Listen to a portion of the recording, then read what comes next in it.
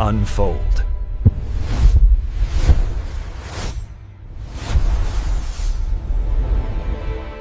2024년 옥스퍼드 사전에 선정한 올해의 단어가 브레인롯, 그러니까 우리말로 하면 뇌부패라고 합니다. 이게 그냥 인터넷 밈 같은 걸까요? 아니면 우리 모두가 요즘 부쩍 느끼는 그 멍하고 집중 안 되는 현상에 대한 정확한 진단일까요? 아마 후자에 가깝다고 봐야겠죠.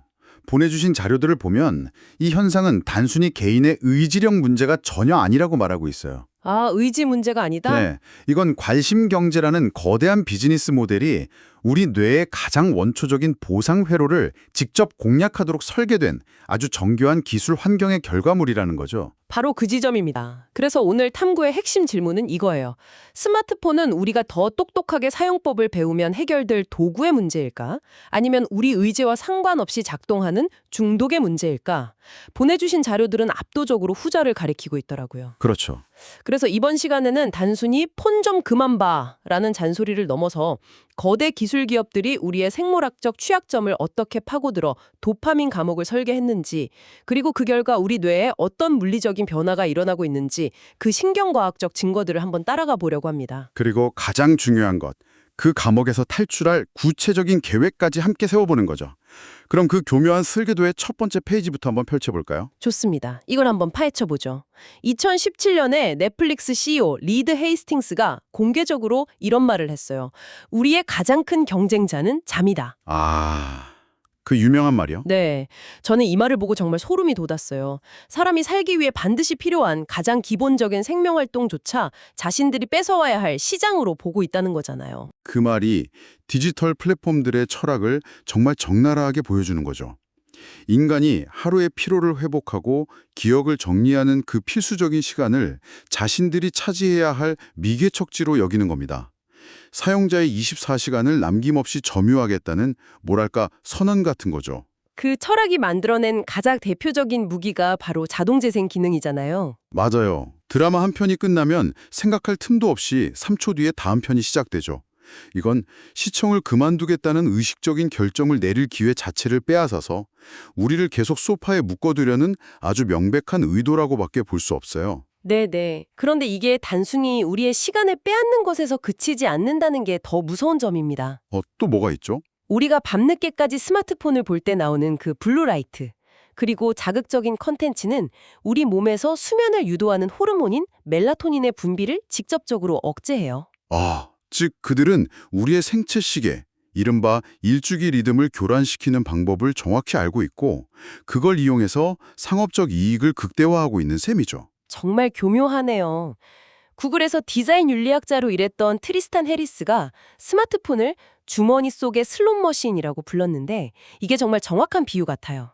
네, 그 비유는 행동주의 심리학의 핵심 원리인 간헐적 변동 보상을 정확히 꿰뚫고 있어요. 간헐적 변동 보상이요. 네, 카지노 슬롯머신이 왜 그렇게 중독성이 강하냐면 레버를 당길 때마다 돈이 나오는 게 아니라 언제 얼마가 나올지 전혀 예측할 수 없기 때문이에요. 그 불확실성이 우리 뇌의 도파민 시스템을 가장 강력하게 자극하거든요. 혹시 이번에는 하는 그 기대감 말이죠. 와, 생각해보니까 정말 똑같네요.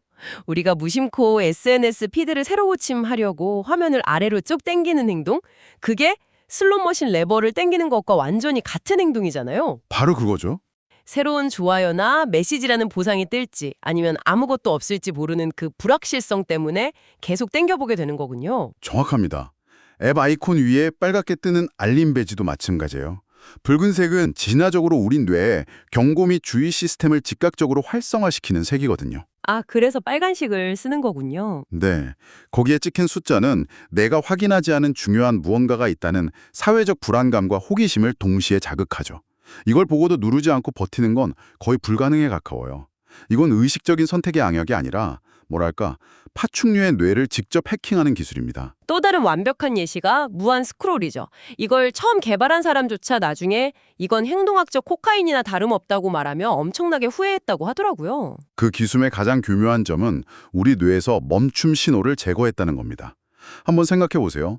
예전의 신문이나 책에는 명확한 끝, 이라는 마지막 페이지가 있었어요. 그쵸? 끝이 있었죠? 그 끝에 도달하면 우리 뇌는 자연스럽게 다 읽었구나, 이제 그만할까 하고 의식적인 판단을 내릴 기회를 가졌죠. 하지만 무한 스크롤은 그 판단의 기회 자체를 없애버리는군요. 끝이 없으니까요. 자료에 소개된 코넬 대학의 밑빠진 수프 그릇 실험 이야기가 여기서 정말 와닿았어요. 그 실험이요. 아주 좋은 비유죠. 네, 참가자들을 두 그룹으로 나눠서 수프를 먹게 했는데 한 그룹은 먹는 동안 자신도 모르게 그릇 아래로 수프가 계속 채워졌다고 하죠. 네네. 결과적으로 이 밑빠진 그릇을 받은 사람들이 일반 그릇을 받은 사람들보다 수프를 무려 73%나 더 많이 먹었대요. 자기들이 얼마나 먹었는지 전혀 인지하지 못한 채로요. 인지를 못하는 거죠. 네. 이 비유가 정말 충격적이었어요. 제가 밤에 잠깐만 봐야지 하고 유튜브 쇼츠를 넘기다가 1시간을 훌쩍 넘기는 게 제 의지가 약해서가 아니라 그냥 제 정보 그릇에 바닥이 없어서였다는 거잖아요. 바로 그겁니다. 인지적인 포만감을 느끼지 못하게 만드는 거죠. 그런데 이걸 더 섬뜩하게 만드는 사실이 있어요. 뭔가요? 이 기술의 중독성과 위험성을 누구보다 잘 아는 사람들이 바로 이걸 만든 실리콘밸리의 창시자들이라는 점입니다. 스티브 잡스는 자기 아이들에게 아이패드 사용을 엄격하게 제한했고, 빌 게이츠는 자녀가 14살이 될 때까지 스마트폰을 사주지 않았어요. 마약상은 자신이 파는 물건에 손대지 않는다는 격언이 그대로 적용되는 거네요. 그렇죠. 그들은 이게 단순한 도구가 아니라 특히 아직 발달 중인 아이들의 뇌에 얼마나 치명적인 중독성을 가질 수 있는지 누구보다 정확히 알고 있었던 겁니다. 자, 그런 이렇게 치밀하게 설계된 디지털 슬롯머신을 우리가 계속 돌리고 있을 때 우리 뇌 안에서는 구체적으로 어떤 일이 벌어지고 있는 걸까요? 이게 그냥 기분 탓의 문제를 넘어 정말로 뇌의 구조를 바꾸고 있는 건지 그 생물학적 증거들을 한번 들여다보죠. 네, 바로 이 지점부터 정말 흥미로워집니다. 스탠퍼드 대학의 정신과 교수인 애나 렘키가 도파민 네이션이라는 개념을 통해 이걸 설명하는데요. 렘키 교수는 우리 뇌의 쾌락과 고통 시스템을 시소에 비유하더라고요. 우리가 쇼핑 영상을 보거나 SNS에서 좋아요를 받으면 도파민이 폭발적으로 분비되면서 시소가 쾌락적으로 확 기울어지는 거죠. 맞아요. 그런데 우리 뇌는 극단적인 불균형 상태를 아주 싫어합니다. 어떻게든 균형, 즉 항상성을 유지하려고 하죠. 아, 균형을 맞추려고 하는군요. 네. 그래서 시소가 쾌락적으로 너무 급격하게 기울어지면 뇌는 이걸 일종의 비상신호로 받아들여요. 그리고 시소의 균형을 맞추기 위해 쾌락의 반대편, 즉 고통 쪽에 보이지 않는 무게추들을 올려놓기 시작합니다. 렘키 교수는 이걸 고통의 그렘린들이 시소 반대편에 울훅 뛰어오르는 것이라고 재미있게 표현하죠. 그렘린들이요. 귀여운 표현이지만 결과는 전혀 귀엽지 않더라고요. 그게 반복되면 두 가지 끔찍한 일이 벌어지잖아요. 첫 번째가 내성이죠. 그렇습니다. 고통의 그렘린들이 시소에 상주하게 되면서 예전과 똑같은 자극으로는 시소가 쾌락적으로 잘 기울어지지 않아요. 그래서 똑같은 즐거움을 느끼려면 훨씬 더 자극적이고 더 강렬하고 더 많은 양의 도파민이 필요해지는 겁니다. 그래서 점점 더 자극적인 걸 찾게 되는 거군요. 네, 15초짜리 영상도 지루해서 2배속으로 봐야 하고 웬만한 영화는 하이라이트 요약본으로 봐야 직성이 풀리는 현상이 바로 이 내성 때문이에요. 그리고 더 심각한 두 번째 결과가 금단인 것 같아요. 스마트폰을 하지 않을 때, 그러니까 아무런 자극이 없을 때 우리 뇌의 시소는 평온한 수평 상태가 아니라 이미 고통 쪽으로 기울어져 있다는 거잖아요. 바로 그겁니다. 불안, 공허함, 우울, 짜증 같은 상태가 우리의 기본값이 되어버리는 거죠. 결국 우리는 쾌락을 추구하기 위해서가 아니라 이 고통스러운 도파민 결핍 상태에서 벗어나기 위해 반사적으로 다시 스마트폰을 켜게 되는 최악의 악순환에 갇히게 됩니다. 뇌의 물리적인 구조 자체가 바뀐다는 연구 결과들이 계속 나오고 있잖아요. 특히 우리 뇌의 CEO, 즉 이성적인 판단과 충동 조절을 담당하는 전두엽이 실제로 쪼그라든다는 게 사실인가요? 네, 사실입니다. 스마트폰 중독자들의 뇌 MRI를 분석한 연구들을 보면 뇌 CEO라고 불리는 전두엽의 핵심 부위들에서 회백질의 부피가 실제로 감소하는 게 관찰돼요. 부피가 줄어든다고요? 네.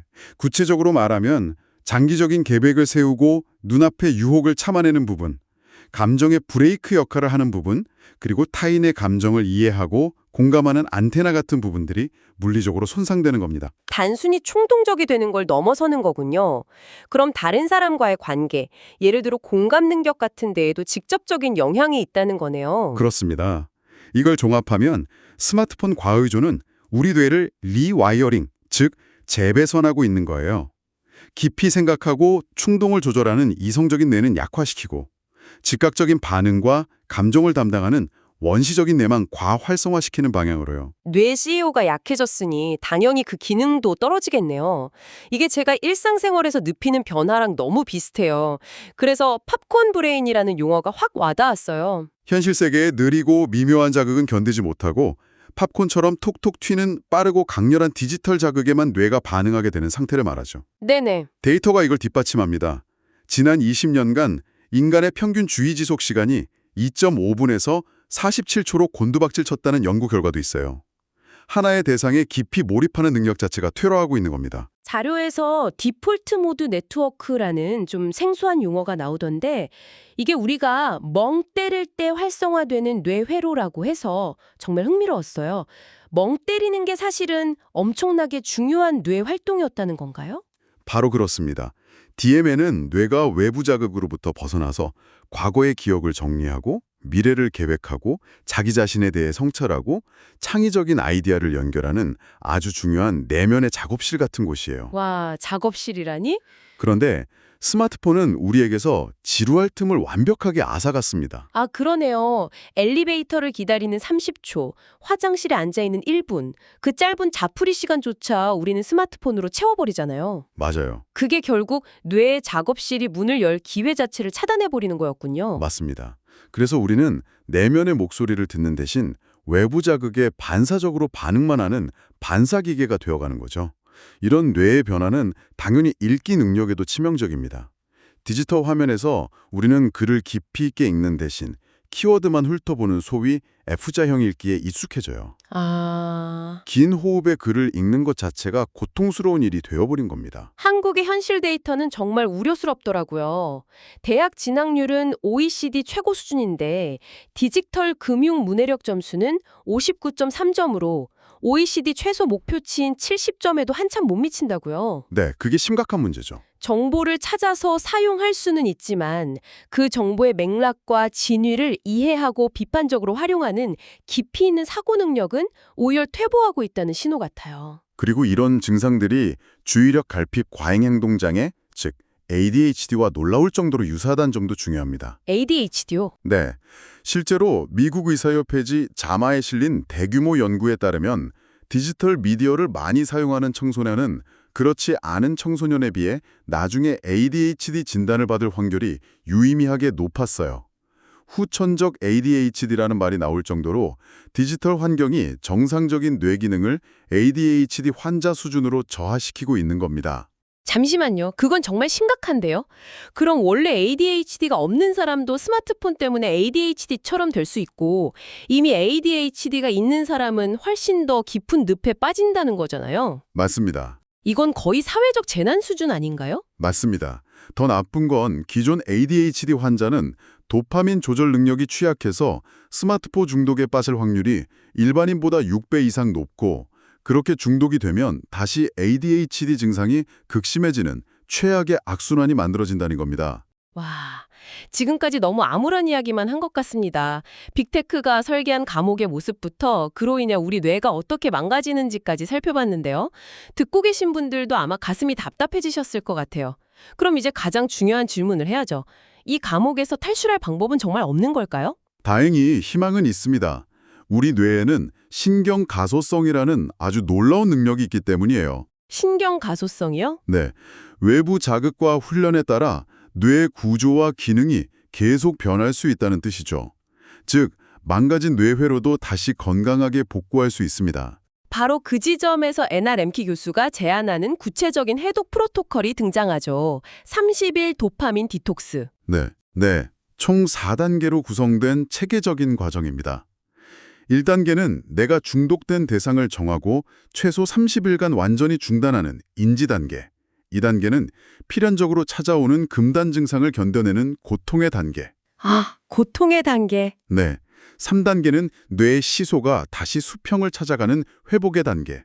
마지막 4단계는 디톡스가 끝난 후 아주 엄격한 규칙하에 사용을 재개하는 조절의 단계입니다. 여기서 핵심은 왜 하필 30일인가인 것 같아요. 저도 주말 동안 디지털 디톡스를 시도해 본 적이 있는데 월요일이 되면 바로 원상복귀 되더라고요. 그렇죠. 30일이라는 기간이 꼭 필요한 이유가 있나요? 아주 중요한 질문입니다. 단기적인 디톡스는 일시적인 휴식을 줄 뿐 뇌의 구조 자체를 바꾸지는 못해요. 연구에 따르면 과도한 자극으로 인해 줄어들었던 우리 뇌의 도파민 수용체가 다시 정상적인 수치로 생성되는데 평균적으로 4주, 즉 약 30일이라는 물리적인 시간이 필요하기 때문입니다. 아, 뇌가 리셋되는 데 필요한 최소한의 시간이군요. 네, 바로 그겁니다. 솔직히 말씀드리면 30일은커녕 하루만이라도 폰 없이 버티라고 하면 자신이 없네요. 아마 저 같은 분들 많을 거예요. 그 금단 증상을 견디는 게 보통 일이 아닐 것 같은데요. 맞습니다.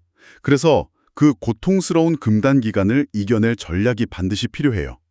의지력만으로는 버티기 힘듭니다. 자료에서는 호르메시스라는 원리를 활용하라고 제안합니다. 의도적으로 몸에 적절하고 건강한 스트레스를 가해서 뇌가 스스로 도파민을 분비하게 만드는 전략이에요. 인공적인 도파민이 아니라 내 몸이 만들어내는 천연 도파민을 쓰는 거군요. 그렇죠. 아, 찬물 샤워 같은 게 대표적인 예시더라고요.